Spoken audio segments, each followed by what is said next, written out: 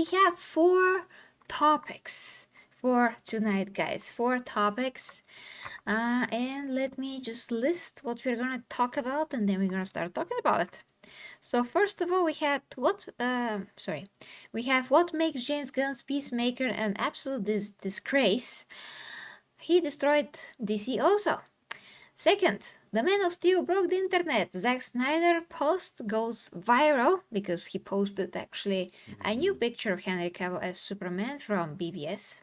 And the third topic, Daniel Warren Johnson, who is an artist apparently, draws an absolute Batman snapping the neck of an ICE officer, which is absolutely disgusting. Yeah, totally. Number 4, Jim Lee says only DC can do Superman, but they keep breaking him.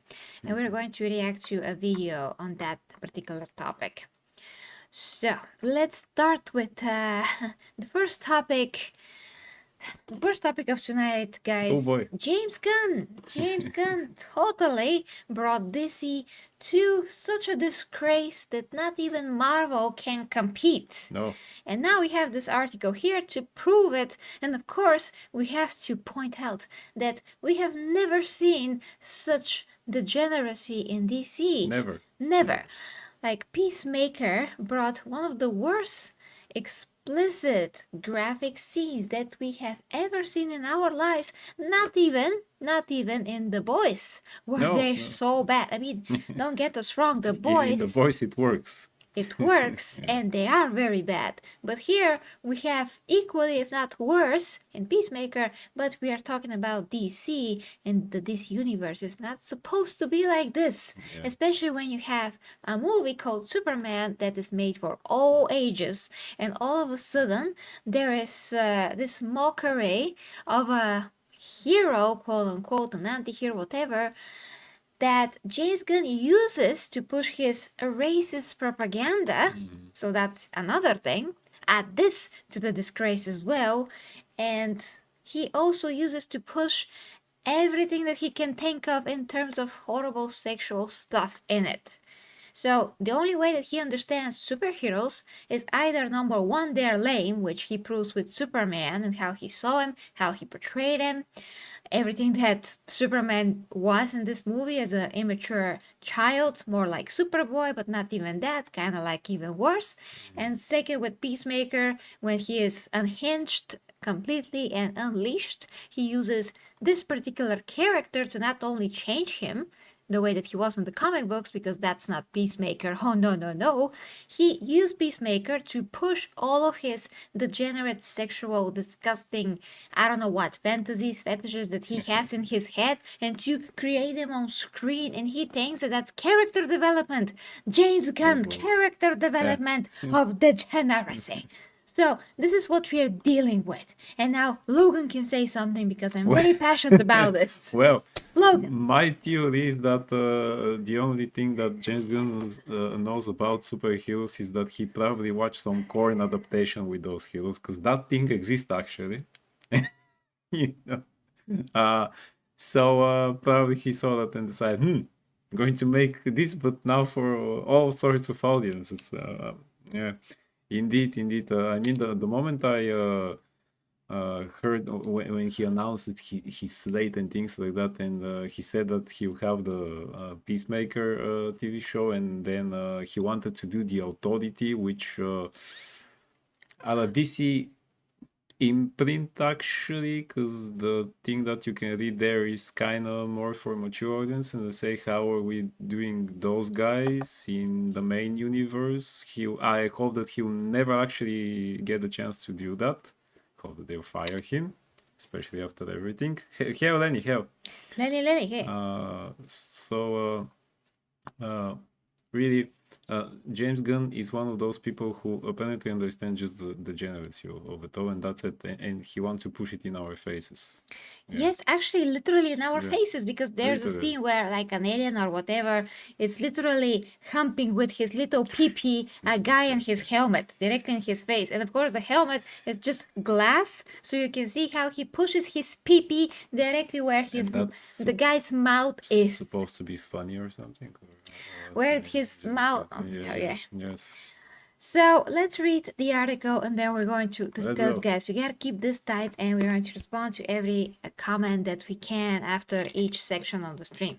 So Peacemaker Season 2 suffers major rating drops as nearly 40% of viewers tune out. Yes. James Gunn's Peacemaker Season 2 is facing serious audience erosion, with multiple analytics sources confirming a steep decline in ratings across the season. What began as a promising follow-up to the acclaimed first season has quickly turned into one of the biggest ratings slides for the DC property on streaming. Well, I have to add here that the first season, I don't know how it was critically acclaimed or whatever, because it was crap. We didn't even finish it. No. It was also degenerate and disgusting. This second season just brought it to a whole new level of horrible. So whole new level. I mean, the level is so new and it's so low. I mean, it's like sinking into hell from degeneracy. So I don't know where they get this. We know that the Rotten Tomatoes scores are very high, but for goodness sakes, we know that Rotten Tomatoes is Who not believes in them anymore? anything like leftists score that thing. So for the most part, I mean, like just because we have a great comment, Hell Tyler know the kid James, a gun that constantly misfires. Well done, sir. That's perfection. On a t-shirt. On a t-shirt, Tylenol, that's great. High vote. Yes, we are nerds. Hey guys, Walt and Tylenol, if you could just subscribe also to the superhero channel, we literally need 2 or 3 more people. To reach 500. Please, guys, just you could be those 2 if you're not subscribed there yet. That is where actually we do the videos, the streams, and here on the gaming channel is so that you can see us, but we're streaming simultaneously on the superhero channel as well. That's a great one, Tylenol. We are using that. Yes. That's so good, Tylenol. So good.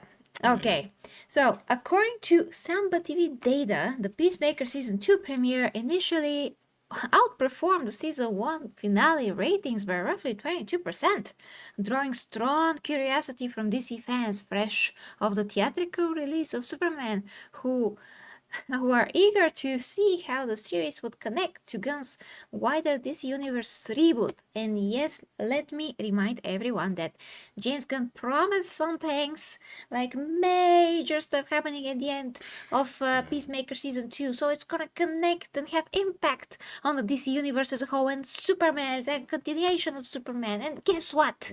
Nothing. He lied again. He lied. Alien humping the guy in the face. No, that's very significant. Connected everything, that his pee connected the the pee connected to the face. Yes. Okay. Totally. Great. Hey, thanks, Walt. Thank you. So, Samba TV from Twitter, Peacemaker Season 2 brought a swirl of mixed reactions from DC fans. So how did the season finale? 435k US households watched the finale episode over its first 4 hours on HBO Max. Oh my god, that's so bad. That's very bad. Very US household watched the finale. I mean, for comparison, guys, like way back when the times were amazing, when Xena Warrior Princess was on, Xena had like 8 million views per episode. 8 million. Like, let that sink in. Now, most shows can't even do 2. And if they do 3, they're like, wow, what a success. 8 million, guys. 8 million. Okay. And so some people might say that that's actually a great number, and that is the most watched thing on over at HBO Max, but that's just because there was literally nothing new on it. And still that's not a big number. And still, for example, on HBO Max you can find way better quality shows to watch or even rewatch, like for example Batman the Animated Series or Superman the Animated Series. Real DC stuff. Real DC stuff. Not like this, which is a mockery, a parody, and a disgrace. Let's not forget. And there's so many YouTube videos that have higher viewer count than this. Totally. Like most top YouTubers have millions on a video. This is chicken nuggets in comparison. So By the end of this run, however, viewership had fallen dramatically. Samba TV's 4-day measurement period for the season 2 finale showed approximately 435,000 US households, down 39% from the season 2 premiere, 713,000, and 25.5 lower than the first season finale, 584,000. Missing from major streaming charts. Despite solid anticipation going in, Peacemaker Season 2 failed to appear on the Nielsen Top 10 ratings for streaming originals at any point during its release window. Independent tracking by Samba TV indicated that by episode 4 the series had slipped to around number 16 overall among streaming originals. Stop the presses. Stop the prick Stop press. the presses. You mean, George, Yes, George. that this outstanding orgy in the first episode of Yes. season 2 didn't make people watch the show? No, Oh boy. absolutely not. Oh boy. I guess if they want to watch an orgy, it's not in a Disney property. Right? Yeah. Yeah, no, I didn't think so. So, number 1 is Wednesday. To us, will deserve. We just totally Well love deserved. Wednesday. Totally, It's amazing. totally love it. Great show. Like every second with Catherine Zeta-Jones on the screen is mesmerizing. You know, real acting and real dialogue, unlike in Peacemaker. A real gravitas. Yes. Even the actress that plays Wednesday Grandma, it's absolutely a Even joy correct, even to behold on Heck, screen. even the guy who plays Gomez is great.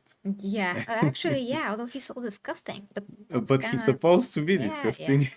So, I know. The rest of these shows we don't actually watch. No. We tried Yeah. Alien Earth the first episode, we didn't like it, so yeah, there's no, that. no. Okay, the decline suggests limited.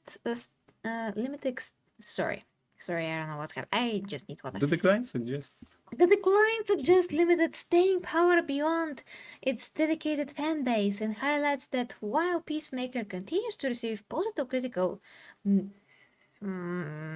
notices, Notices, yeah. mainstream engagement has dropped sharply compared with other superhero fare like DC's Penguin. I mean, critical notices, positive critical. That's nonsense. That's so fabricated. That's so I fabricated. can't even. Did you Indeed. know that Yeah. what John Cena is doing here is actually showing the Hitler sign? Yeah, we can see it even now. Yeah. Now I actually see it even clearer. Yeah. Yeah, he's doing this and then Jesus he Christ. switches the arms Yeah, and yeah. becomes that. And this was copied in Fortnite without the Jesus people that Christ. were doing the animations realizing it. And this was shown to millions of kids before they realized, oh, maybe we should kind of take this down Take this from down because Fortnite. you know the Nazi kids are sign. playing that. Yeah. So there's so many things in this show that were horrendously obvious that James Gunn is pushing Nazi propaganda and racism. Because as we all know, if you have two brain cells, when you push that someone or something is racist, when you imply, especially in that 6th episode, that in another universe, America, Yeah, like right. everybody are racist, they chase black people like they are the scum of the earth.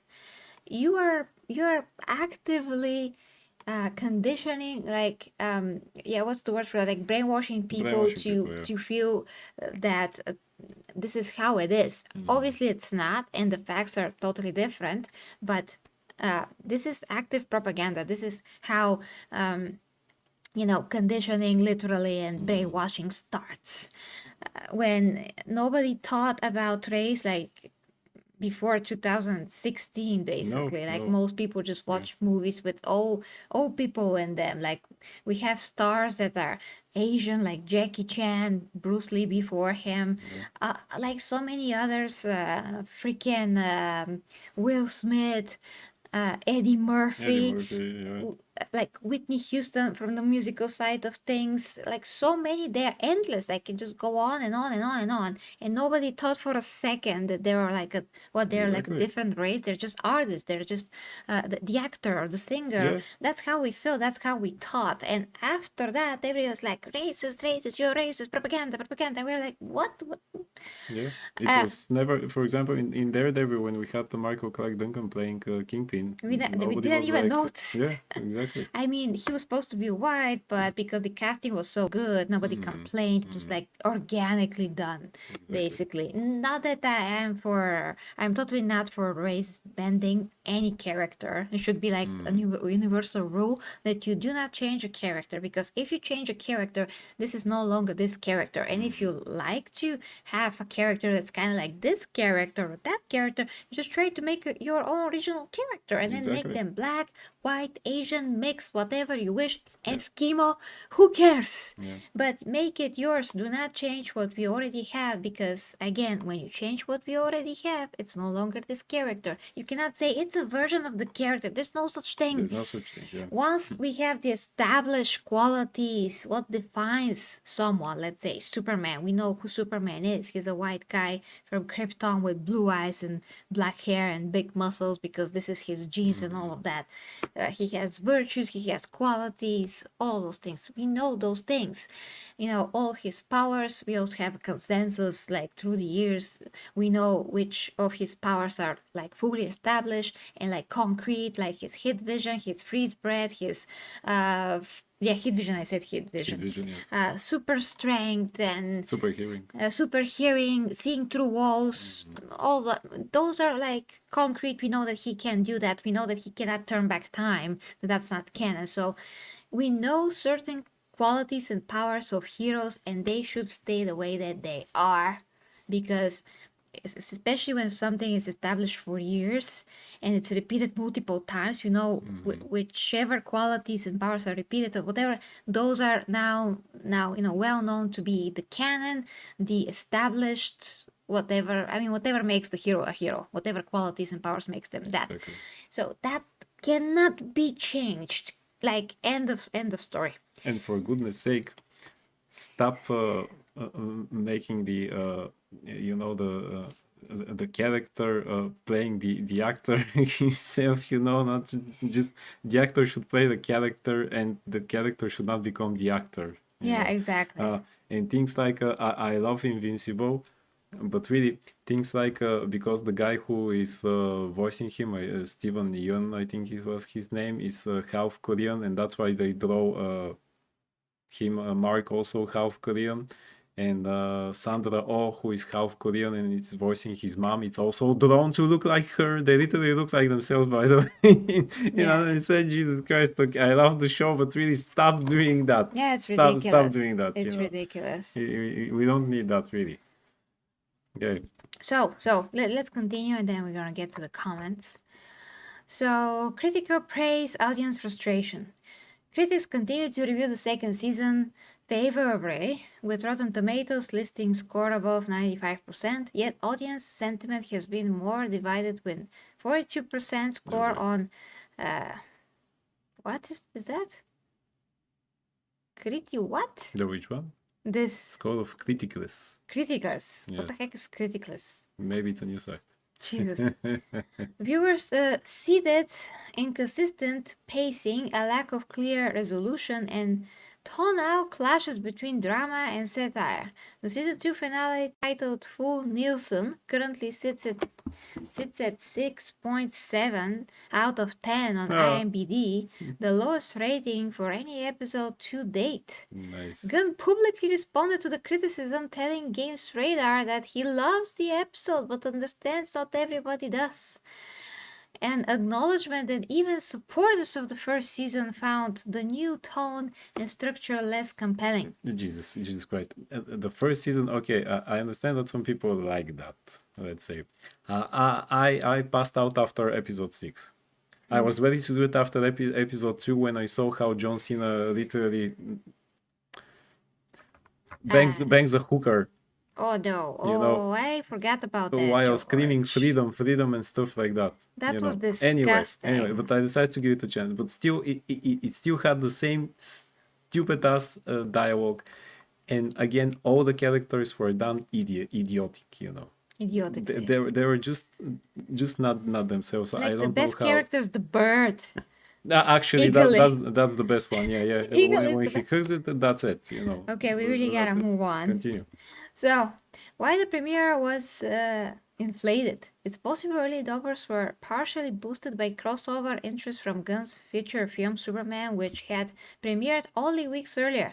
Many fans likely checked out Peacemaker, expecting similar storytelling and production quality tied to the new DC rollout.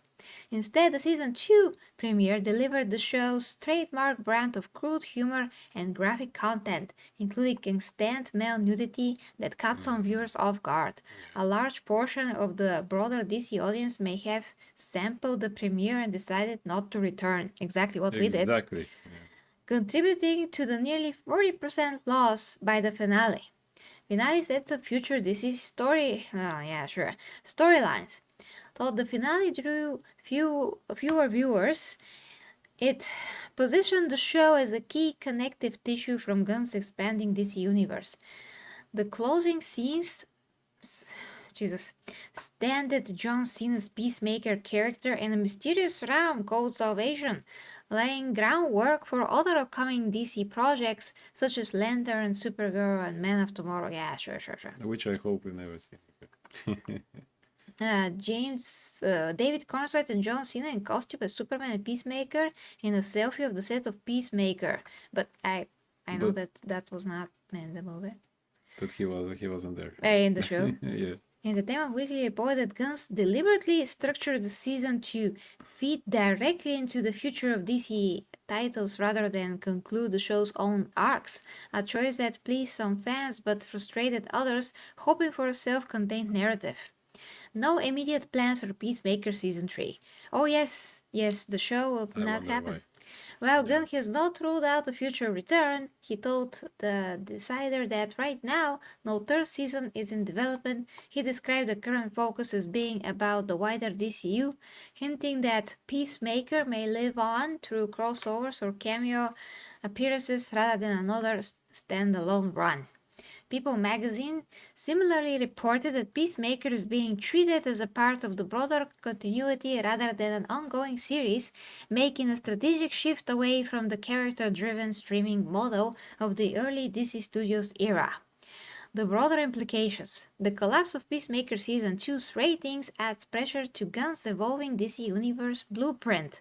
After mixed reception to Superman and now a declining flagship series, Warner Bros. Discovery faces questions about audience appetite for the new continuity.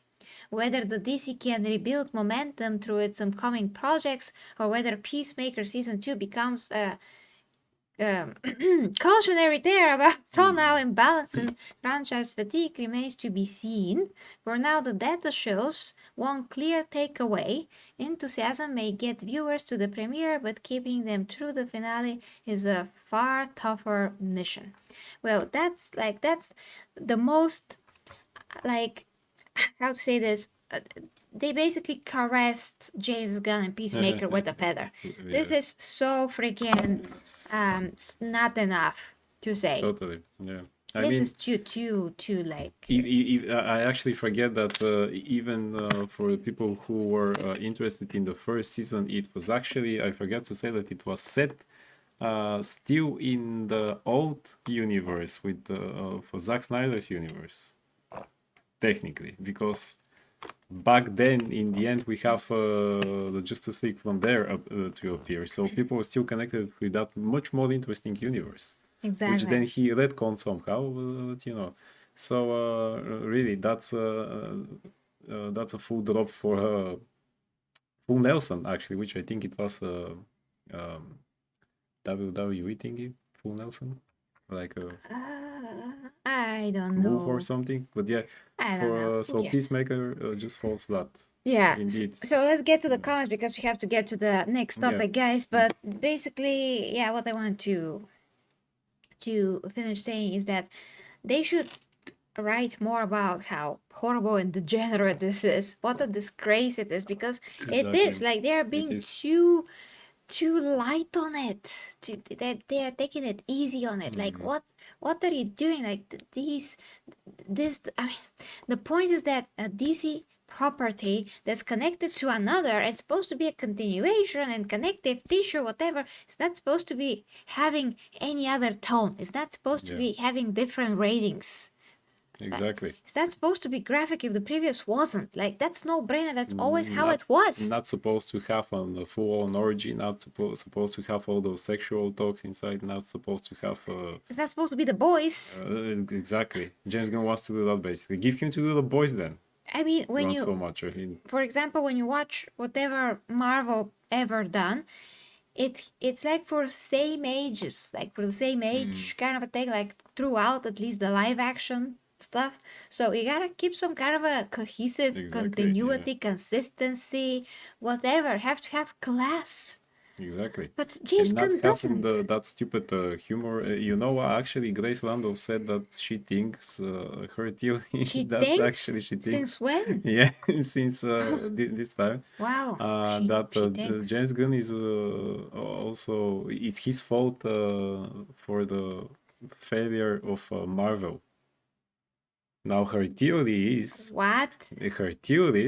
that before his Guardians of the Galaxy, Marvel were taking actually established directors like Kenneth Branagh for Thor, and the guy who made Captain America, the first one, was also a famous director. But then with James Gunn, who was a loose cannon, they took a chance, and then something like he told them, "You took a chance with me. Why don't you take chances with other directors?" And they that are kind of like me, and they started to use Taika Waititi, and I don't know who else, and that was their doom. Could be, actually, could be, but I mean, it could be anything. Sounds pretty good as a theory. Maybe he didn't tell them, but maybe they decide, hey, that thing with James really worked out okay. But it worked out because he knows how to do characters that nobody knows or cares about, and they're like ensemble movie, and he cannot do it otherwise. He just can't. He can't. Yeah, he can't. That's it. He's absolute cripple when it comes to bringing Yeah. like one single character without like getting in 100 more and just making it a mishmash. Yes. And it works when he has like some kind of a guidance, like with the first Guardians of the Galaxy. He made a good movie there. Yeah. But once he's unleashed and he has all creative freedom, Yeah. he gets, I mean, he takes his hand, he Shoves it. shoves it yes, Yes. into his pants, and he Exactly. flips out his Johnson, Yes. and that is what he His makes. gun. He's Yeah, James his Gunn. gun. Yeah. That's what he does. When he has Yes. creative freedom, he does this, and then he Yes. puts down his pants and Exactly. he turns to the camera and spread those cheeks. Yes. That's what he Exactly. does. Spread Sorry those about the visual image, cheeks and but that's fly. exactly what he does. That's Exactly. his creative freedom. After that great note, Donks let's see and the butts. comments. Donks and butts. James Gunn. Badongadons. On a t-shirt, donks and butts. Yes. Hey, So- Christopher. So, hey, Christopher. Christopher says, Yasto and G Hammer Empress, hello. Zack needs to come back to DC now. Yes. Thank you. Yes, we want him back. We are reading the chats, yes, too, don't worry. Yeah, a season, Slay Every Game says, season 3 will be like John Cena. No one will see it. Pa-pa-da-pa. Great. On point. On On point, Slay, on point. Christopher says, Slay Every Game. They will watch it under one condition. Every sinner has a special guest Brock Lesnar. Block less. Yeah, he block. Block. Block is the block. Yeah. He can come in and F5 Peacemaker through a wall. Yes, perfection. I will love that. Thank you. Okay, now let's go to the next topic because actually it's What about the other comments? Oh, we have another comment. Oh, yeah, from the other Yeah, channel. from the other chat. Sorry, guys. Let's see. So if you pass out during the show or a movie, that's not a good sign, says Totally, Lenny. it was total boredom, yes. Yeah, and the title says like your brain is like, I can't wait the show. I'm switching off till this is Exactly. done. And it never happened to me while watching Xeno. So, you know, No, because yeah. Xena has meaning and Exactly. everything. It's amazing. Lenny says that's why people go back to the classics and media from back in the days rather than watch modern Exactly, media. People exactly. don't want to lose brain cells. Exactly. Exactly. Then he also says the brave ones like Wolverine and Empress and other YouTube media reviewers be sacrificing their sanity for the people watching this stuff. So thank you so much. Thank you. Yeah, Thank you we so much. appreciate it. I mean, we had to see that scene so that we know. I mean, is it really true? So, Yeah. You know, Thomas says that he likes Bizarro as well. Samuel Bizarro is Jackson great, can play yeah. anything though. Thomas, the best Bizarro is in the Superman animated series and also in the old 90s Superboy TV show. They have a great Bizarro there. If you haven't watched that, watch it. Watch Hi, it. Matti, Lord Dragniel and Lord Hey, Dragniel. Mati. Hey, Lord Daniel. And yes, Samuel Jackson can play anything, but he pretty much played himself in the last few years. So he cannot play exactly everything. Yeah. You know. And Thomas says, "No, Empress, I'm straight. I don't want to see men cheeks." Correct. You don't want to do that. Don't watch Peacemaker then. As Yasto said, there's a Pedro Pascal syndrome when a character is made around an actor. Exactly. Yeah. That's a good thing. That's a good comparison. Yeah, Batman Animated Series is dope. Great show. If I had to pick my favorite DC heroine, I'd have to choose Starfire, says Thomas. Okay, but why not Wonder Woman? But now, why not Wonder Woman? Okay. Okay, guys. So I think we can go to the next one. hey Mati again. So guys, definitely, if you can support the show, please do it on Ghammer Empress, and if you wanna help us with the watch hours, just watch on the superhero channel. We need 3,000 watch hours for monetization, and we only have 300 and something. Yes, Mati. The first season sucked. The second one sucks even more, so don't worry. The second one is a lot worse, Mati. Yeah. A lot worse. Yeah, a lot worse. If you ever know what you can expect from the boys, like the orgy and everything, there's even an alien that F's somebody's helmet in the face through the glass. So there's nothing worse. Nothing worse. Okay, so we're done with this topic. Yes. Let's move on. Over to the second one. Let's move on. So, second topic. Oh boy. Second topic, guys, is this. This is another degeneracy, actually. Behold. DC and degeneracy. Is DC standing for degeneracy now? The D in that? Okay. It's the D. Yeah, okay. So, some artists, just let me. Daniel Warren Johnson. Yes. And he's drawing with his Johnson. Apparently. That's why he's doing stupid stuff. So Daniel Warren Johnson decided to draw Absolute Batman, which are new series of comic books that we don't really like. No, we don't really like again one of those what if different universe stories. No. Yeah, this is not really Batman. No. Actually. Not, And why he's not really Batman, Logan? This one? Yeah. Because of the picture or in general? In general. In general, in the comic book, it's not Batman because, as we say, it's a different version. In this one, he's 25-year-old and he's a blue-collared engineer. He's 25 years old? 24, yeah. 24 years old. Yes, and he works as a blue-collared engineer. He's not rich. He grew up in the slums. His father was a teacher or a professor or something like that who got killed in front of him during a school trip. His best friends are, get these guys, Selena Kyle, Harvey Dent, Oswald Cobblepot, and Edward Nigma. Yes, they're friends. They're not even villains. They're friends. The Joker is some kind of a billionaire. Ha! The bad guy is a billionaire. Yeah. He pulls the strings of everyone. Because he's an engineer. He's like Peter Parker here. He's smart and he invents his own stuff. And Alfred Pennyworth is a secret agent of MI6 who has to capture him. What the heck, man? Jesus Christ. Yeah. What? Indeed. Yes, so and because he doesn't have the money, but somehow he always trains. He's as big as an Astarte, as you can see also that picture. It's a freaking space marine. And people tell me Batman is the most realistic character. Get the F out of here.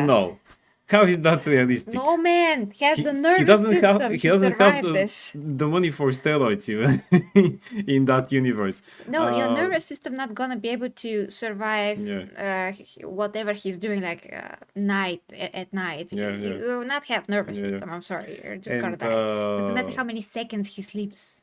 and also his bat logo is it's like armor thingy that he takes off and then he puts it on a stick and Becomes a he knack. forms an axe with that.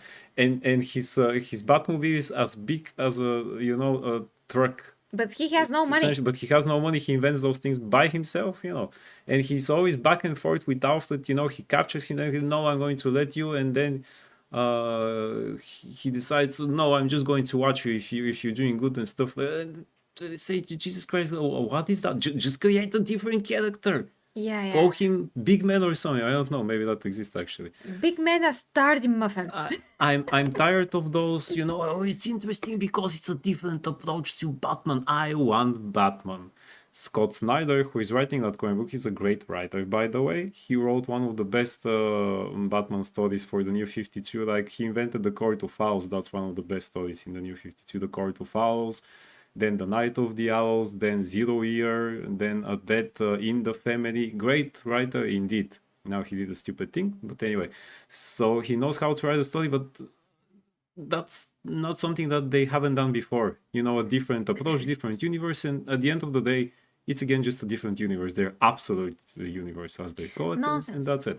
Let's go to the art. Yeah, let's go. So, Dear Clayton also says that this is the Halloween version of Batman. Yeah, so I don't like this Batman, but the point here is that this artist allowed himself, he was commissioned by someone? Yeah, no, by the way, he's not the artist who is drawing the comic books. Oh, You okay. have to reiterate on that. So he was commissioned by a fan, apparently a leftist fan. We Yeah. understand why.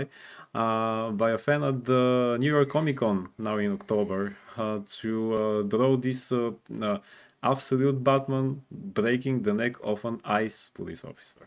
Yeah. If you don't know ICE, guys, this is the special unit that has to protect people from immigrants. The freaking immigrants that do criminals and stuff like that. Because it happens. Imagine that, because it happens. Yeah. And not only that, he agreed because it's a commission. Okay, a commission is a commission. Maybe he needed the money. Okay, let's say. But after that, he started to post it and share it and pretty much be really proud of it everywhere in social media. Great. What an artist. And not only that, but then Scott Snyder, the writer of Absolute Batman, also shared it. Oh, that's not good So now. even I thought it was him who gave him the commission. No, it's that fan who is anonymous. But if you're the writer of that comic book and you're on top of the world right now, because we don't like it, but that's actually the most best-selling comic book of DC now so far, which is great for Scott Snyder. He is a great writer, but really, you're on top of the world now, being one of the best writers always from DC. Why on earth would you share that? That means that you support it. Yeah. Because this is not the artist with who you work on the comic book. That's another artist who is doing there. I forget his name. So what are you doing? And also, DC, what are you doing? Yeah, how If it's can a you commission support this? of a guy who works for you, because he does work for DC and it's their character, actually, why do you let him share that and being proud of it? Like, oh, look what I do. It was a commission.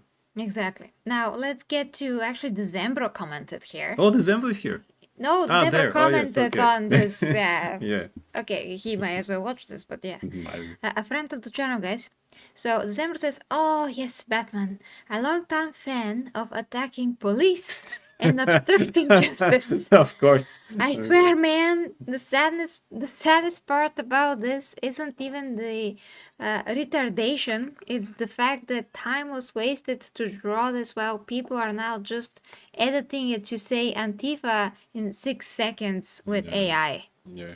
Yeah, exactly. Actually, people did draw this, but we're gonna take a look at this. And So Batman will never do such a thing. no, And never. then this Team Daniel guys had to color it because You know, why not? I've The read comments hell? that actually said, well, Batman's connection with the police was always, kind of weird.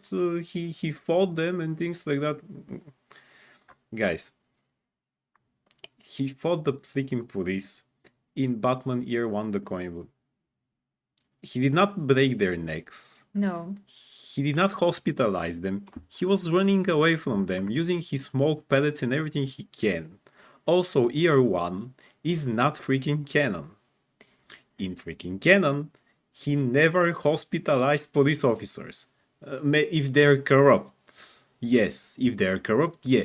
That guy there ain't no corrupt, he's just working for ICE. Yeah, You exactly. know, only then he will do things to police officers because they're essentially criminals. But to real police officers, hell, if he can congratulate them, he will. That's why he works with James Gordon. That's why he has this connection. That's why he wants to help them, and he also needs the help. He is happy when the police actually can help him and when he can help them. That's the idea. He stopped being this lonely vigilante many years ago. He established the connection with Gordon, and from then on, we worked together. Remember again the animated show? He was working with the freaking police. Sure, Harvey Bullock hated him, but because he's a douchebag in some Yeah. iterations. So he will never do that. He doesn't hate the police. He hates the corruption, but not only within the police officers. I mean, he also hates the, corruption in politics, in everywhere. Even in his business, when, for example, in the Superman animated show, he was working with Lex Luthor. Once he understands what Luthor is doing, he said, hell no, we're not working together, Lex. Okay, Yeah. let's read what Aaron Fisher said.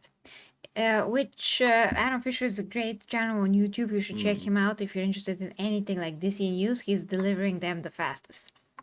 So Aaron Fisher says, it's nice to know all the people in the industry who support violence.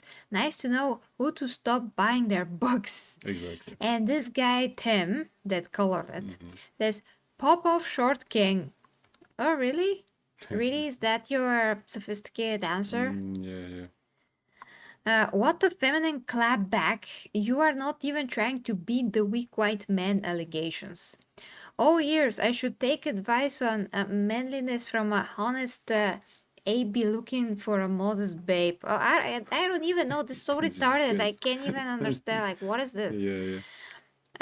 And some people did, of course, changed it to the other things. I don't know if I can find them. To breaking the net of another police officer. No, here it is. Yeah. Oh, fantastic. So somebody drew, I think this is like totally new with Antifa, but Batman shouldn't be represented like that as well. Exactly. Yeah. To a point. Yeah. So for that, I would just say horrible and stop it. Stop using our favorite characters as supposed to represent virtue, truth, and justice and really protecting people. Exactly. Stop using them for your own freaking propaganda, ideals, whatever it is that has nothing to do with these characters, with these comic books, with what they're supposed to be when they are created. What was established through the years, like I've said, what makes them who they are. Stop. This is disgusting. This is disrespect to Batman. This is disrespect to the legacy of Batman. This is disrespect to people, and you're hijacking basically what this character should stand for because you believe that your ideology is end all be all and the absolute truth, which is hell not. Yeah. All extremes in the world are bad. Doesn't matter from which side they are coming from. If you drink too much water, you're gonna die, by the way. Exactly. So too much of a good thing is not a good thing, or too much of a bad thing, whatever. If it's an extreme, like, this is it. Like Obi-Wan said to Anakin, you're dealing with absolutes. And whatever was the line. Exactly. Exactly. I mean, in the middle is the truth always. As Lenny said, why would they draw this? I wouldn't accept this commission if I were that artist. Exactly. And also, imagine how crazy the guy who actually made the commission is. Apparently, that's a guy who, let's say, he thinks he's a fan of Batman, but he doesn't understand Batman because he wants to see how Batman is breaking necks. Yeah, exactly. So he It, doesn't deserve to be a comic book fan. He doesn't understand what comic book heroes stand for. and then just You the know, hey, freaking Furious done. Furious Dan, thank you so much. I'm gonna dress straight away. Then just freaking switch Batman with Punisher, and here you Yeah, go. yeah, here we Like, go. don't Yeah, use Batman for Punisher. Batman yeah. is Batman. Punisher is Punisher. End of story. So that is for this story, guys. Let us know what you think in the comments as always. It's important. Thank you, guys. Furious Dan, thank you for being there for me, Empress. Shout out for you, Logan. Guys, Hey, you're wonderful people. Thanks, thank Furious you. Dan. You're And also absolutely thank you wonderful. for the kind words the Empress told me what you said. So really, Yeah, thank you, Dan. Yeah, if thank you. you ever need us, we are always there for you. Be furious, Thank be you. Dan. Thank you. Continue with streaming the great old time games. I'm a retro fan, so really it's always great to have more channels about retro gaming because they are great. They're great. Indeed, Furious Dan. Thank you so. Thank you. You get the Wonder Woman salute. Mati says a great thing. Dude saw Conrad curse in Warhammer and thought Batman is Conrad. Too much crack. Exactly, exactly. That's Yeah. perfect, actually. That's perfect. On to the next one. On to the next one. Hold on to your butts, guys. Bam! Bam. So, Zack Snyder had an Instagram account, like he just made it like a few, Oh, really? 1-2 days ago, I'm not sure, recently. And he posted this not seen image of Henry Cavill's Superman. And only in a few hours it got like so many likes. It's You mean unbelievable. he posted an actual Picture of Superman. great picture, great image of Superman looking all epic and manly and not putting on his boot? Mm-hmm. Oh boy. And people like it. Yeah. Imagine that. Yeah, I imagine how many Imagine behind that, the right? scenes shots Yeah. or on scene shots. So that's from he BVS made. actually, it's not from Justice League, right? Yeah, I mean, it's obvious that this is BVS. I mean, this is It's where black and white, that's why I he thought fought it was- Batman. yeah. You know, okay. he was angry. Okay, so a lot of people actually want Zack Snyder to come back. We do too. You know, it's besides the point that his Superman, although he is Superman, he is put in a world where it's very cynical and dark. Yeah. So basically, Superman, what people didn't understand about this whole universe is that Superman is Superman. Is Is exactly. who he is supposed to be, but when he lives and grows up in an environment where people are worse than what we saw in the comic books, people are more cynical than what we saw in the comic books, people see the world in a more quote unquote realistic, with more realistic view, glasses, whatever you can call it. That's the difference. Is that the actual Superman that is the difference in all the Zack's movies, is the fact that the environment and the world that he is put in, and he is basically forced to go through this growing phase and find himself and find the hero that he should be, all of that. That is just totally different from what we are used to in the comic books or the Superman animated series, or of course the Christopher Reeve movies. But he has that within him to be the light Superman, to be the Superman that smiles. You can see that in Man of Steel, especially at the end of the movie when we see him as Clark Kent. He is that person, but he is bitter and he's beaten down from the attitude, what he gets, from the world, From the basically. world, yeah. How they see him, how they fear him. So this is the difference. This is where Zack Snyder's vision comes true, and we don't appreciate in general that Zack could be more cynical. He could be more grounded in that regard, but also what Zack does very good is to bring the manliness, is to bring the real masculinity, that's not the toxic ones, the real one, to bring the valor and the honor that Superman possesses, and to show his qualities and restraint, to not to not act upon his true strength and destroy everything and really take us over. What he shows us with this Superman is amazing restraint, really, and Indeed. and wonderful perception, understanding of the world, and try to function and try to be the best that he can be in the circumstances and all of the energy that everybody is giving him, all the negative views, everything. Some people hate him, some people love him. What he does have consequences, real life consequences that are taught, that are spoken, that are basically developed. So Zack Snyder's movies are extremely misunderstood by some people, but still 2 times more people came to the theater to see the first Man of Steel movie, and 2 times more came to see the other movies, if not more, compared to whatever actually James Gunn did with Superman. Like when we're talking about tickets sold from Man of Steel is 2 times more.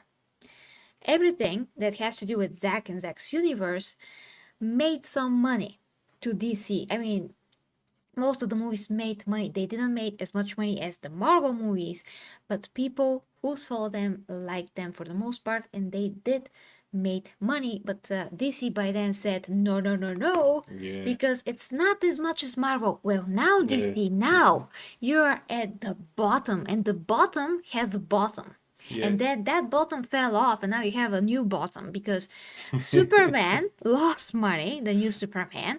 Everybody that went to see Zack Snyder's movies, almost everybody didn't go to see this, your light Superman. That was actually a lot more depressing than this Superman. Actually, yes. That's the irony, because James Gunn's Superman was immature, whiny little bitch that couldn't save his own ass. I mean, he tried, he kind of succeeded at the end, but he was naive, ridiculously naive, to the point that he would basically give his own neck to Lex and be like, yes, sure, kill me now, who cares? I mean, this is the only thing that I didn't do. He presented himself to Lex anyway. Anyway, I digress. And he saw how Lex is killing a person in front of him, and he was still, I know that there is some good in you. I know there's a good in you. Are you an idiot? Or yeah, something happened outside, like a huge ball of light and other heroes are fighting. He's like, they can do it. Superman would never do that. No, also, his parents were disgraced again because they're basically the parents from freaking Invincible. From Invincible, yeah. From Invincible. This is not the story of the Bertramites, as freaking James Gunn. What are you doing? Also, about that idea, not only they did it in Smallville, by the way, but and I watched a documentary about that recently, and I remembered. You know, guys, do you remember that it was 2015 animated movie Justice League Gods and Monsters, made by the same people, like Bruce Timm, and some of the others that did Batman the Animated Series. In that one, Justice League was of 3 members. There were different versions, Batman, who is actually the man-bat, but he was a vampire, another Wonder Woman. Anyway, the Superman there was actually raised by Mexican immigrants anyway. but he was still good. My point is that in that version, when they sent him to Earth, there was supposed to be like a DNA. There was a machine that combines the DNA of Jor-El and Lara, but Zod actually interrupted the process, killed Jor-El, and put his DNA. Oh my god! So essentially, this becoming his son, this Superman. Okay, and he wanted him, when he goes to Earth, to do what? Wait for it, to conquer it. But this Superman decided, no, it's nature versus nurture. My Earth parents didn't raise me like that. I am going to save it. Where have we seen this before, James Gunn? Where indeed? Yes, that too. And over here apparently. So nothing new again. James Gunn decides, you're again going to switch things over, but people did it before him. Anyway. Yeah. So James Gunn has nothing original to offer. No. Basically, nothing. The only way that he's making Superman if he's naive and super weak. Yes. That's it. This is the only thing that he understands. And of course, he has to surround him with other idiots because he can't do superhero movie if it's not an ensemble movie, and that's it. And don't forget that scene, if you watched it with David Cornswell behind the scenes, where David Cornswell actually called him out Yeah, that how to say that, How to to Lex say that, Luthor, yeah. that he hurt my feelings. You have to watch that paraphrase. The point was that he was unsure of himself. He was like, can I say, can I show or whatever, supposed to like say this and not do this? I really gotta watch it again. But the point is that he said something that was true. I remember that. But James Gunn said, no, no, no, David, you feel this way. Your feelings are hurt. I mean, what? And the line in the movie that was cut, thank God, was, you hurt my feelings, Lex. How? What world? In what world you imagine? If you watch the old animations, if you watch the Christopher Reeve movies, if you ever read any of the comic books, canon or not, where did Superman ever would say, where? Yeah. You hurt my feelings, Lex? Are you pathetic, stupid, naive guy that is just 12 on the inside? My fifis, yes, My that's right, fifis. my fifis. My I fifis. imagine how Christopher Reeves enters the office of Lex in the first movie. You know, he breaks the door and says, "Lex, you hurt my feelings, man. Yeah, What happened now? My feelings, man. it's so bad. You know, dude, And my fifis." another question I have for you. Yay. How did Superman went through the door? I mean, how did he why didn't he get through the window like in all the old animations? Because Superman can fly, by the way. Now I don't know if you noticed. Well, He can wait, fly. he can fly? Yes.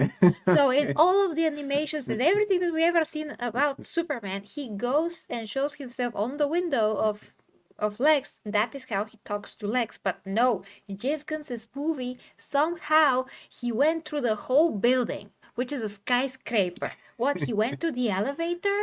What did he do? How did he get to his office? Because he obviously went to his secretary because she was screaming. She was like, Lex, what? You know, The door I'm burst. What happened? 97% sure that there was a scene in which he's going to the stairs or with the elevator, and people are looking him. So some stupid comedic moment that James Gunn likes, but people over at DC told him, no, James, that's too much even for us. You know, hey, King of Monsters. King of Monsters, He's we here. missed. Yeah, guys, We King were of thinking, Monsters. where are you actually? Yeah. We're streaming on both channels, by the way. If you didn't see.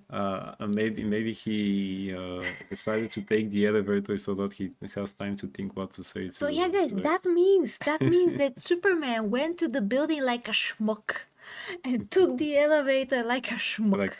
And then went through the door to be a badass at the last second. Like, imagine Superman in the elevator. He's just like that.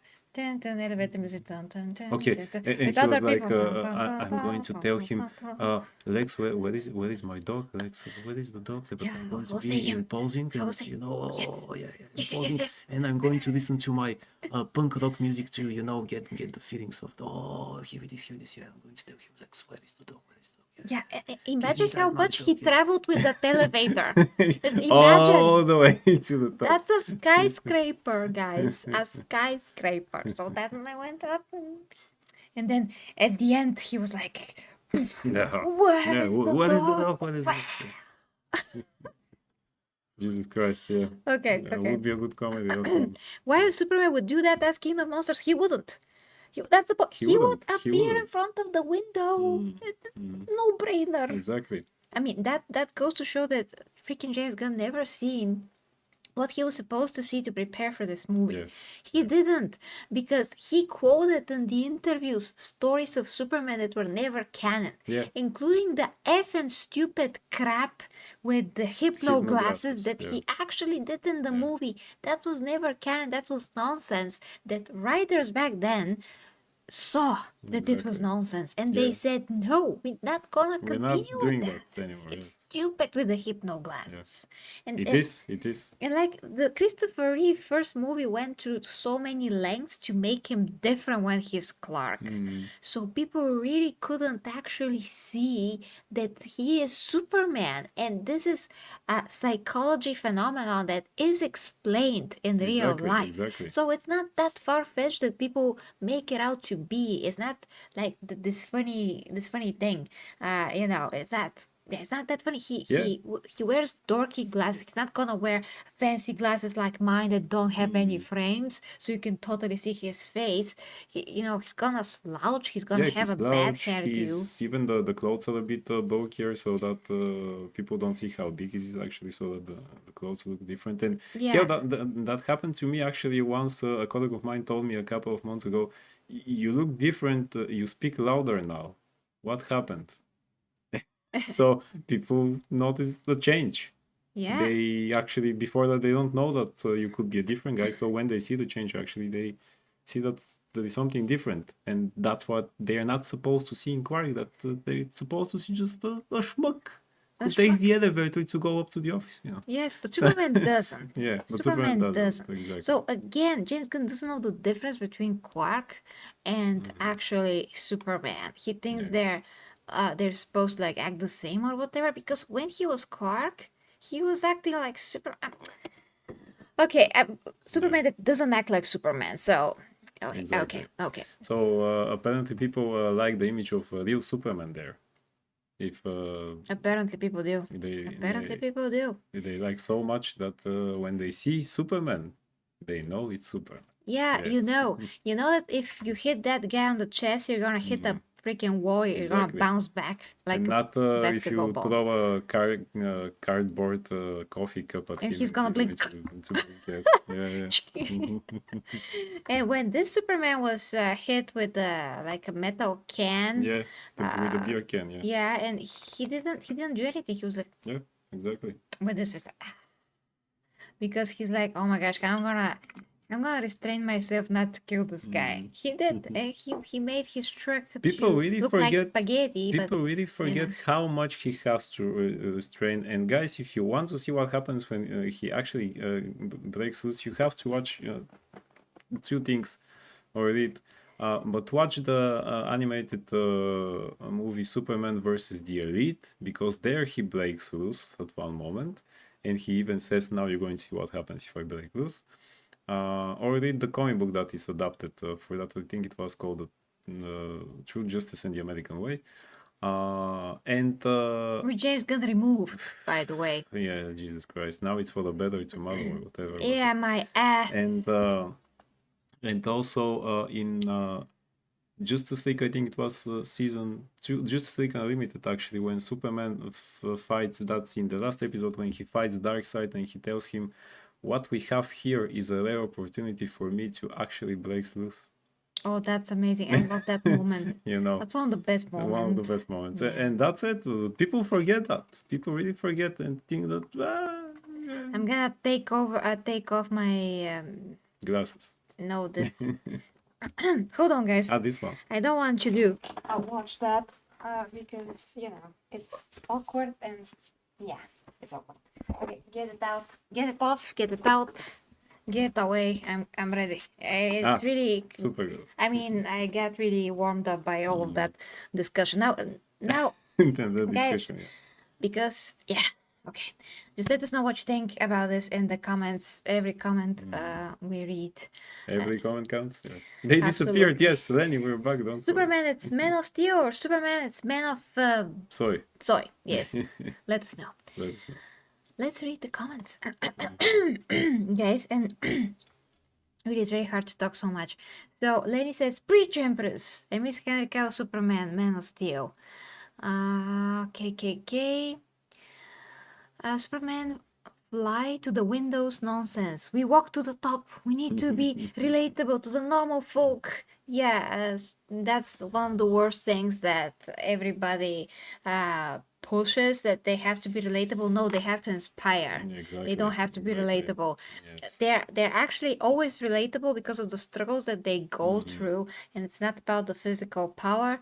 It never was. But people just are so surface level that they can never see past this. Like superheroes are compelling for generations. Exactly. And that's not because they're powerful, it's because their virtues and qualities makes them qualified to use the powers in the best way possible, sacrificing their own personal lives and their own lives often literally to protect others. Those virtues and qualities, like personal moral code that guides them, is an example for all. And that's what makes superhero, not the Exactly. powers. We Yeah. saw many times when you give Superman's powers, I think Mr.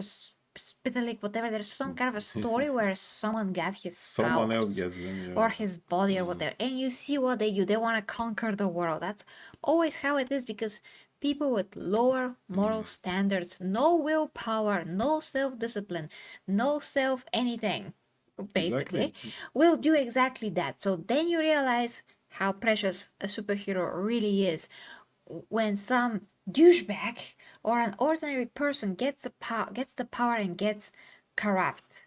That is it. Exactly. That's actually how the very first the prototype story of Superman that Siegel and Schuster wrote was about a guy who gets superpowers, like controlling things with his mind, and he immediately tries to take over the world, effectively showing you what a normal man would do with that. Or if we take the example, the villain, the Superman villain, the Parasite, who once he touches you, he gets your powers and everything else. If it's a normal person, he takes your energy, the memories, and things like that. And because he was a simpleton before he gets his powers, the moment he touched Superman and said, "Oh, I want more of this. I want you to stay here, and I will always take your powers because I will really want more of that." Again, showing how simple-minded people like that will be. Absolutely. Yeah. Okay, definitely bring Henry back as Superman, says Christopher Lane, says bring back Henry Cavill back as Superman. James Gunn doesn't know Superman. Find someone that knows their heroes and hire them instead. Yes, and we're going to talk about exactly who understands Superman in a bit, because that's the next topic. Kinda, you will see. Okay, the window pop-ups are are soup to be intimidating and show that Lex is literally beneath Superman. Thanks, King of Monsters, for that. Supposed to be. Sorry, supposed to be. You King of corrected Monsters yourself. also says the animated series said it best. I live in a world made of cardboard. I'm always holding back. That was badass. Ah, that was Indeed, badass. indeed. Yeah. Yeah. Maybe he need to use Duracell out of battery, says Yesto. Subscribe if you haven't already. We need 3 more subs to reach 500. Yes, dear Clayton, Yes, yes. exactly. Thank you. Lenny says, lesson learned for future references: never hire James Gunn if he doesn't have superhero knowledge. And in any case, I wouldn't hire him I for wouldn't hire anything. him for He will anything always try nowadays. to Yeah. put his pee-pee Yes. everywhere Exactly. and to show his butt cheeks Yes. everywhere. Metaphorically, thank God speaking. Metaphorically. I mean, I'm sure that he will do it in physically Yeah, who knows? I by mean, this based point. on the Yeah. things that he wrote on Twitter back in the day. Yeah. Yeah. Lenny says Empress doesn't want to get an aneurysm talking about this. Yeah, I know, but I'm trying my best. I'm very passionate about this. If you noticed. Clayton says Zack Superman is like hitting a brick wall. James Superman is like hitting a marshmallow with feelings. Yes. He's a Care Bear. Yeah. Yeah, It's a the Care Bear. marshmallow has a. He looks like a marshmallow because He that's looks like how a the marshmallow with a costume suit. is Yeah. made. Okay, I'm fine. I'm fine. I'm fine.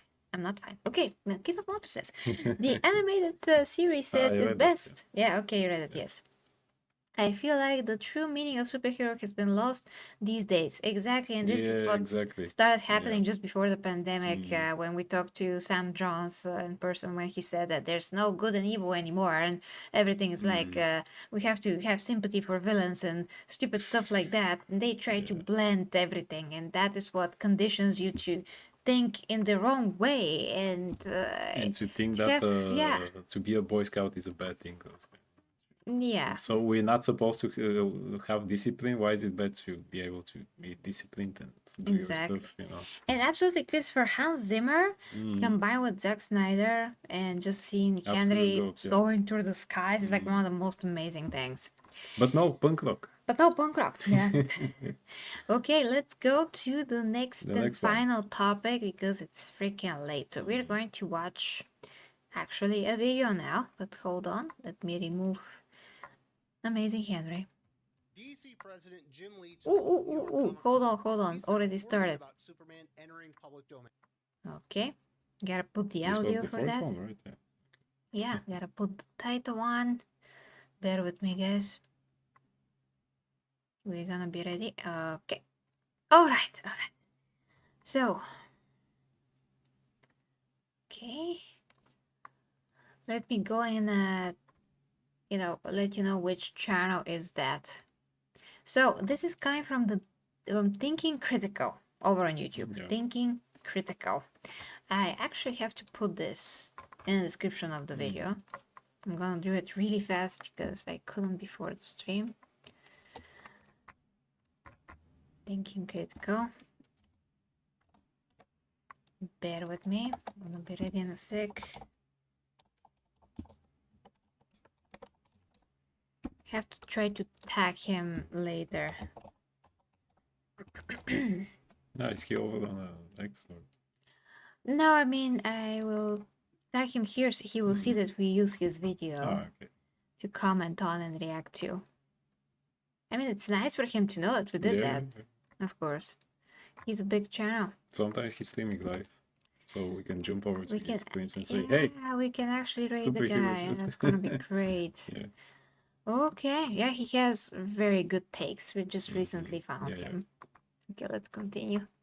Let's continue. Let's see how's the audio. Okay. So, let's hear this. Let's hear this. Let's hear It's gonna be amazing. Let's go. Totally. Because only DC truly understands the Man of Steel. I can barely hear a damn thing. Here it is. Here is why. Here is why. Oh, I saw it. I saw it. Okay, let's start from the beginning. And let's see it.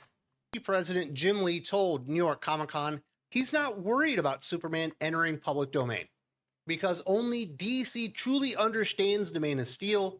Anyone else writing him, just fanfic. Does anybody remember this story from 2022? Superman tells his son he can hear children dying across the galaxy and does nothing. That's not fanfic. That's an official DC story Jim Lee approved as chief creative officer. And it gets worse. For years, he's greenlit stories that systematically dismantle everything that Superman actually stands for. The man lecturing everyone about understanding Superman has spent his entire DC career proving he doesn't understand much of anything about Clark Kent. Now, I do want to give a big shout out right here to the sponsor of today's video and the channel, the 616 Comics, the #1 producer retailer in the entire industry, the best exclusive covers that you will find in this industry. Go to their website or the app, and there's a discount code in the video description. So let's talk about Superman under Jim Lee and why the guy throwing stones lives in the biggest glass house in all of comics. In Action Comics 900, released in April of 2011, writer David S. Goyer delivered one of the most controversial Superman stories of all times. Titled The Incident, Superman travels to Tehran to stand with protesters during the Green Revolution.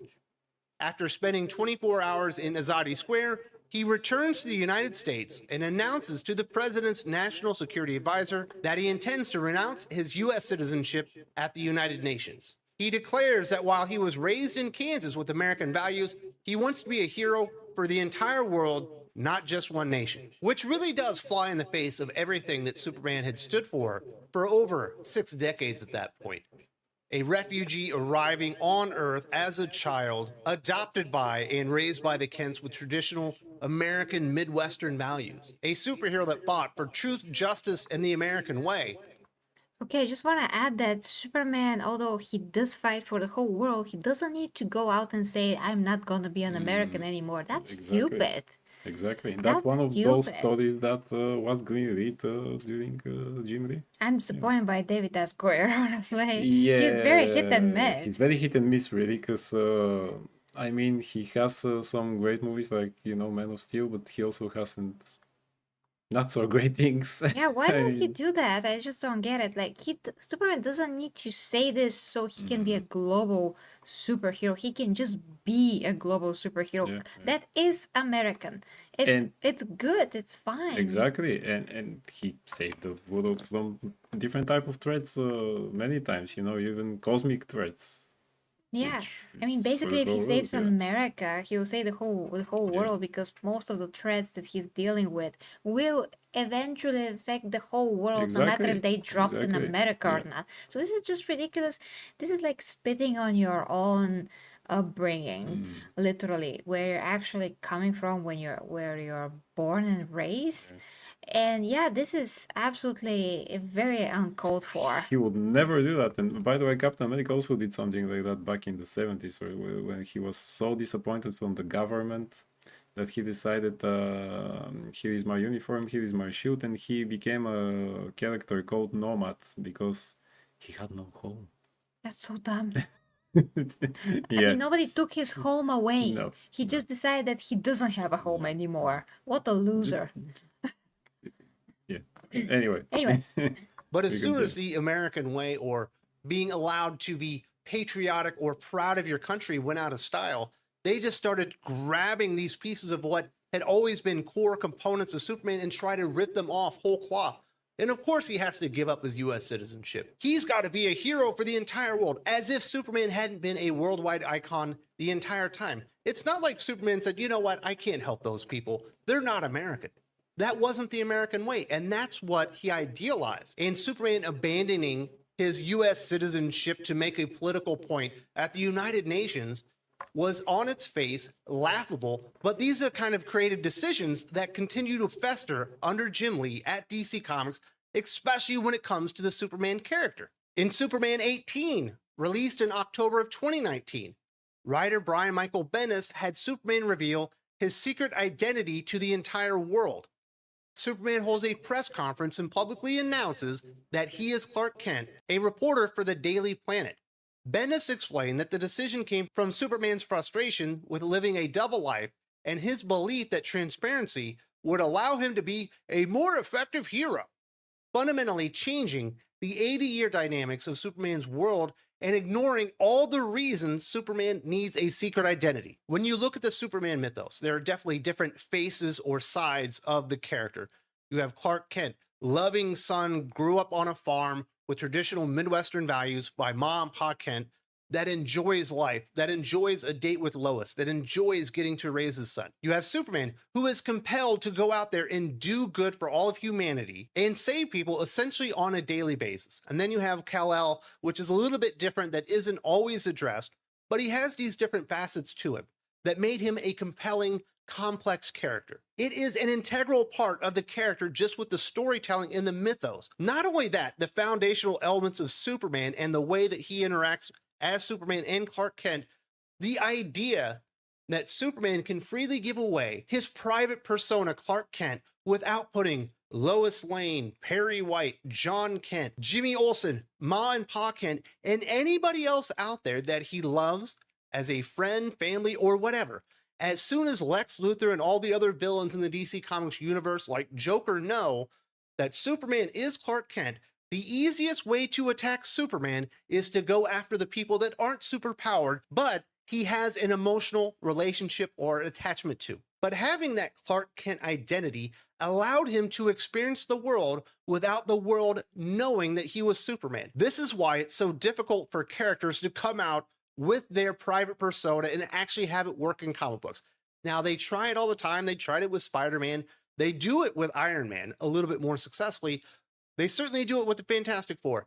But for most characters, especially like a Superman who's dealing with beings on a cosmic level a lot of times, and certainly the worst of the worst when it comes to villainy within the DC Comics universe, he absolutely needs a private identity just to keep the people around him safe. For some reason, Brian Michael Bendis didn't understand this, and Jim Lee greenlit it, which is absolutely folly on his part. Of course, they've already undone it because it was an absolutely stupid move, but they never should have done it to begin with.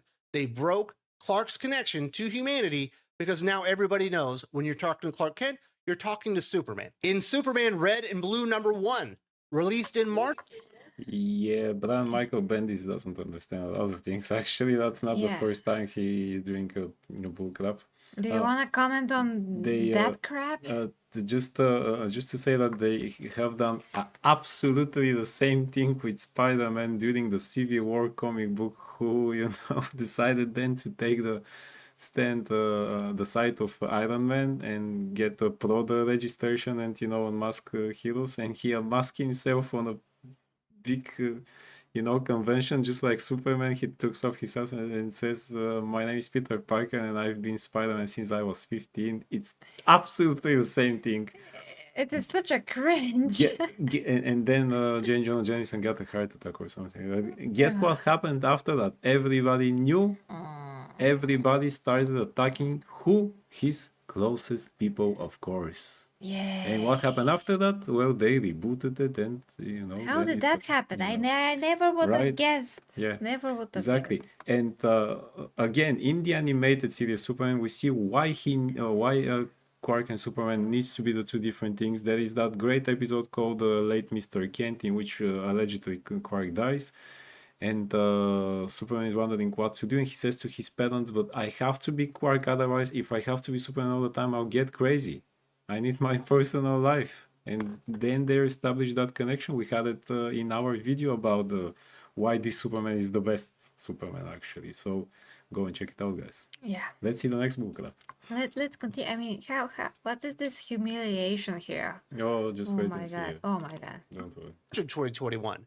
Writer John Ridley delivered a story titled The Special that depicted Superman being tortured while held captive. The story shows Superman restrained and subjected to prolonged abuse by his captors, with dialogue and visual implications suggesting sexual assault. When Superman is finally rescued, he struggles with the aftermath of his trauma and questions why no one came to save him sooner. Excuse me, what? That's a real thing right there. How can this be? I don't remember what they have done so that they can do it. I mean, like, what? Yeah. How can they do such a thing to Superman? I don't remember.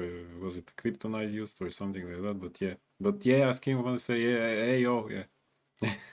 But that is like what James Gunn would do. Exactly.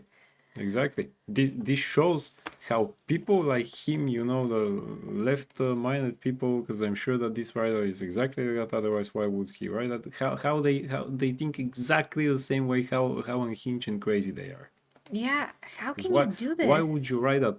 And that's evil, man. Since when we begin that to think like everything must be edgy, and for if we make it rated R, that makes it better.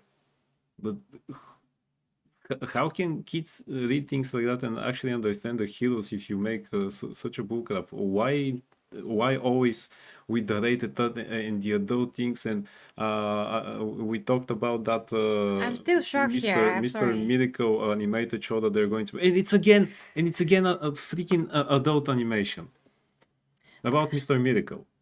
No, Why do we need that anyway? the It's fact going to that- see stupid things. if the fact that we are adults doesn't mean that we want to see, degenerate bad things, and we definitely don't want to see anything bad happen to freaking Superman. I don't think. Sexual things, they never should be even spoken Yeah. in yeah, passing, let alone exactly. happen to like. This is one of the worst things that it can happen to a human being in And the again, history of Who anything. greenlit this? Jim Lee. Whoever is sick in the head, that's who. I have no idea how Jim Lee read this and said, "Okay, print it. Just print it." Just print it. Yeah, Just I print it, totally yeah. want to see Okay. Superman degraded and aped by Which, some guys. again, Wow. makes those things worse than fan fiction. I'm sure that fans can write actually way better stuff with Superman. Like, for example, we can. Of course. And I mean, notice how his face is drawn, like right here. Yeah. He looks like an ordinary guy, like a schmuck. Like this is not the feature of a masculine, beautiful man. Like, what is that? It's horrible. Okay, I'm gonna continue because we don't have a lot of time. I am seeing your comments, guys. Just gonna read them after. They defended the story as social commentary, explaining that it was meant to reflect how marginalized people in America often feel abandoned when they experience violence, and that even someone as powerful as Superman could be victimized. So DC Comics under Jim Lee as How? But how? But how First- can he be first, victimized? Back to How? our previous Batman point, don't use freaking our heroes to showcase your degeneracy, left-leaning, whatever ideology. Social Don't. commentary. Just write the freaking comic book. Do your social commentary in a website or write a book about it or something else, mean, but leave the heroes alone. There's nothing more disgusting than using a hero or or universe, whatever, as your doormat, so you can serve on this doormat your freaking shit that you Yeah, just popped out of exactly, your ass. exactly. That's exactly what's happening here. Excuse my language, but this is exactly what it is. It's I mean, exactly that. It's we shit. we Yeah, have shit. We want to yeah, poop it out. We're yeah. gonna do it on your doormat and just Exactly. put it in your face after And that. That's how we it also is. set it on fire so that you can Sit on it step better. on it and yeah. No, I can't Jesus even. I Christ. can't even. No, really, this is against Jesus Christ. Yeah. If we have to be like completely blunt, honest, Yeah, and yeah. cover I all mean, the Jim things, Lee, I love you as an artist, but really as executive decision maker, your left is psychopath. just yeah. That's a psychopathic thing to Absolutely, do. absolutely. Especially to someone that's so pure as Superman, to show that heroes can be victimized. Oh my gosh, darn it! You can write You anything know, in the world. That doesn't mean you have to write the degeneracy and disrespect our hero, the comic books, his legacy, his fans, totally, yeah. Yeah. everything that he stands for is supposed to be. And that's what happens when you decide to make social commentary with those heroes. You know, one of the few things that I agree with Todd McFarlane. Wow, that's one. That's a one It's only thing. one. It's one. Okay, maybe two. One of the things that I agree with him is when he was telling the story how he created Image comic books, you know, with the other comic book artists to combine it, and everybody keeps their creations for themselves, right? And Jim Lee was one of those guys. He was the biggest rock star of Marvel at that time. Biggest dickus. Biggest dickus, exactly. With his X-Men, the way he was drawing it, and you know, the best-selling comic book, and then he got over to Todd with along with some of the others, and Todd said, but Jim didn't quite well work with all of us, and the fact that you are kind of your own thing, you keep the things for yourself, you can do whatever you want. He was always more of a, he was feeling more comfortable in a corporate side of the things. That's why he came back to Marvel and DC after that. So yeah. Yeah, you see that he is We just see that, yeah. he is just a robot, I guess. Yeah. One of its creative leaders greenlit a story where Superman is depowered, tortured, and sexually assaulted so John Ridley could make social commentary about marginalized communities in America. Is that a part of what Superman even represents? No, it's not. Not really. And certainly John Ridley knows that. Certainly John Ridley hates what Superman actually represents. And if you go read his Secret History of the DC Universe, which basically plays out the DC history, but from the perspective of marginalized heroes, in this case, Black Lightning, when Black Lightning in that story written by John Ridley describes Superman, you would think that he was Max Schmeling. That is the way that John Ridley uses his character to describe the foundational character of the entire DC Comics universe. That came out before this. Jim Lee knew exactly how John Ridley felt about Superman and still put him on this book. And of course, Superman is the ultimate defender who faces evil head on. What does Superman do after he's rescued or released and gets his power back? Does he go back to the place where he was assaulted and abused and tortured? No, he decides that he's over it and just has a face-to-face meeting and does nothing about it. But that's what they've reduced Superman to. Social commentary for hacks like John Ridley, who actively despise the character of Superman. Go read the New History of the DC Universe #1.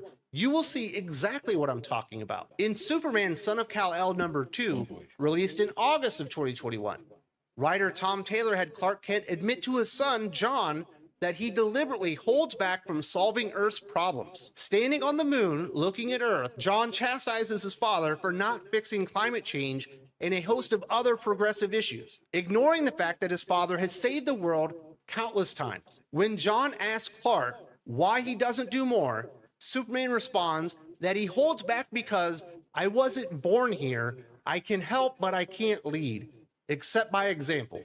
Part of me feels it's not my place. This contradicts essentially the entirety of Superman's history in DC Comics. He has been a leader essentially from day one. He's always out there on the front lines trying to help humanity live a better way. In fact, he has been the leader of the Justice League numerous times, decades at a time. He's one of the few characters in all of comic books that when he goes in front of the UN and delivers a speech, it doesn't feel out of place because that's what he is. He is a born leader. He has invested in humanity. He has invested in America. He has invested in us and is out there trying to lead. The idea that Superman has just been sitting in the background the entire time, not wanting to mess around too much because he just feels a little out of place, just tells you how much people like Tom Taylor and Jim Lee do not get this character whatsoever.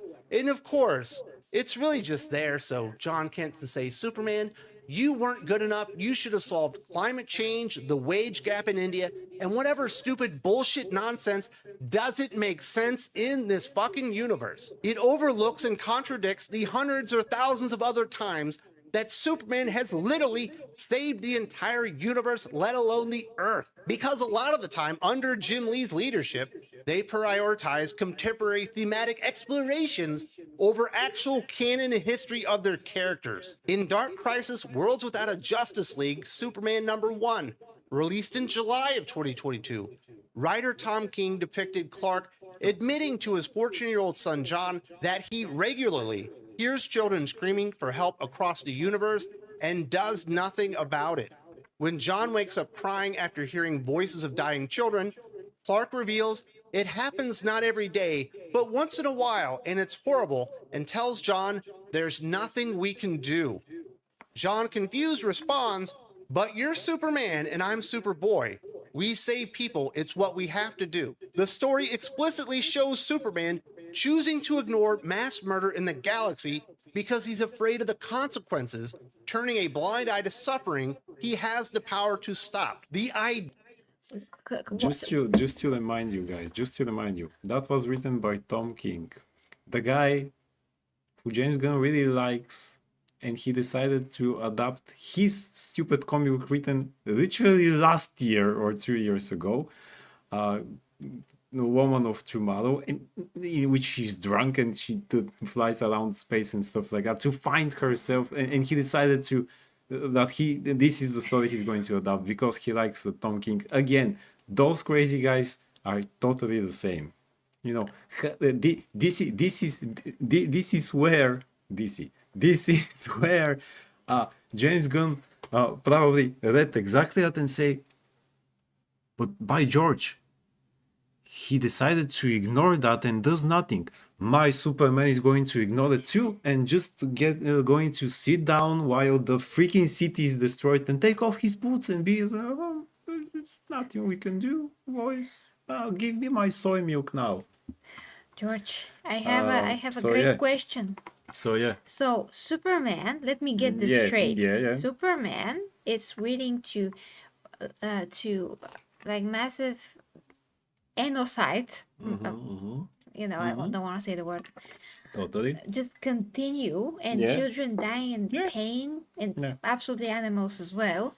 So because he's afraid of the consequences. How about the consequences of brutally murdering someone? Is that not consequences enough for you? You stupid. What kind of example is this Superman giving to his son who is really Superboy and he told him, but you're Superman, I'm Super. What kind of an example are you setting for that? What kind of example you're setting for everybody else?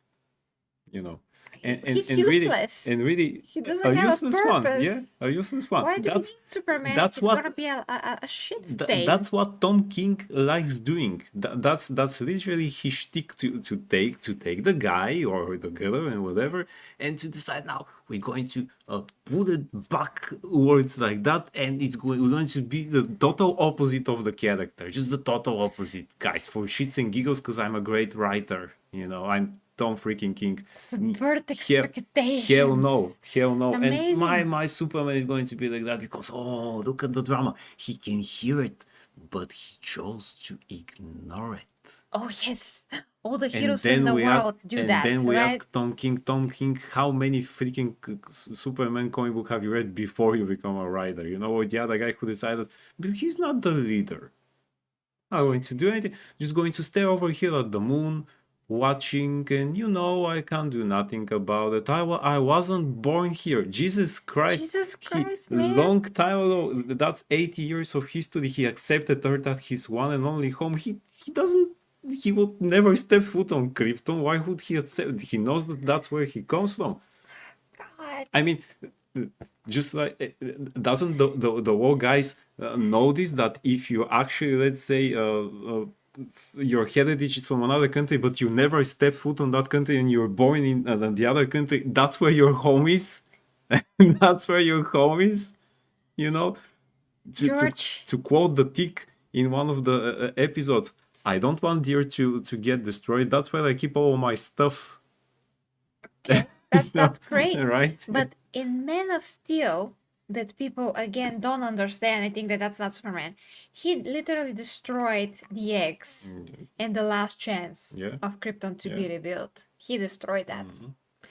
He said Krypton had its chance, and then he proceeded to heat vision everything. Exactly. Because Superman is objective. Yasto, he doesn't need a slap, he needs a vinkel. That guy sits like a crowbar or something. Okay. Guys, it's midnight. It's midnight, and we really gotta go. We just suggest you watch that video fully, because we can't be here until later than that. He does This is give crazy. great examples about I think that's actually the last one. Then he starts off other things. Yeah, watch this video to the fullest extent. I posted down below. Exactly, Yasto. I see that soy man, and I just want to scream, Udri! You hit it, yes. Udri, Hey, which Tommy. means eat it. Hey, Tommy. And Tommy's here. yeah, yes. good night, Tommy. Yes. And hi to Blue Wing, right where we were supposed to end. Get shit off my screen. Exactly. He's talking about us, not the Superman slob. Exactly. Okay. Okay, so go away now. So you like your Superman slob? Well, Nice.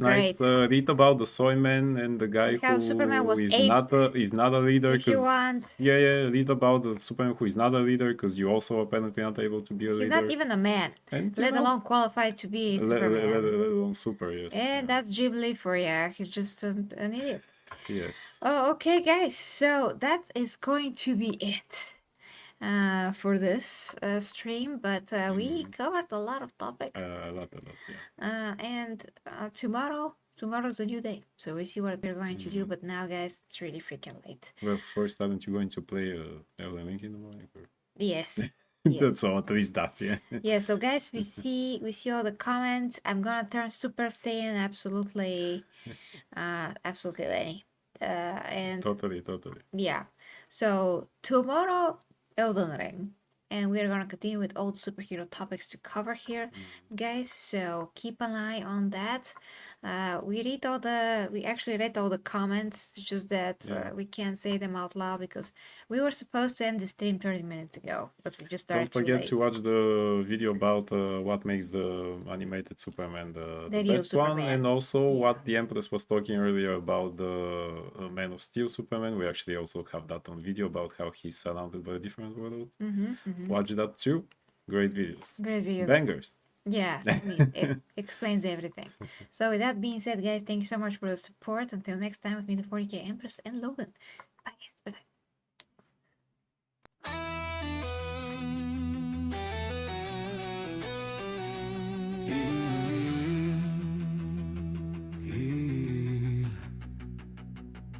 The 40K Empress leads the way as warriors of the imperium sway into realms where dangers play, where hidden minds hold sway.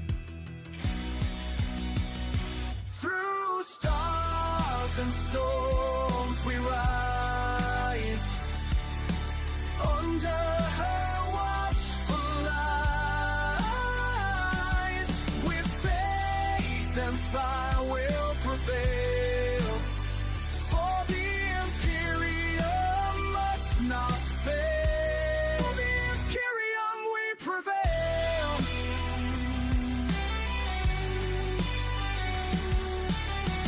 Beneath the grand cathedral spires, Plots twist like smoldering fires, but with her blade of pure desire, she claims the stars entire. Through stars and storms we rise, under her watchful eyes. With faith and fire we'll prevail, for the imperium must not fail. The imperium we prevail.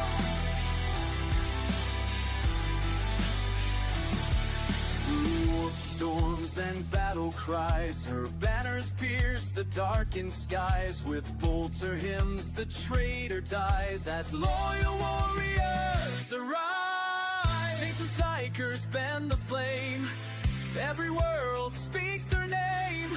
The Empress rules without shame, as war she does reclaim. Through stars and storms we rise, under her watchful eyes. With faith and fire we'll prevail, for the imperium must not fail. The imperium we prevail. The warriors march with sacred might, their purpose burning crystal bright, to lift the throne world from its plight and guard humanity's light.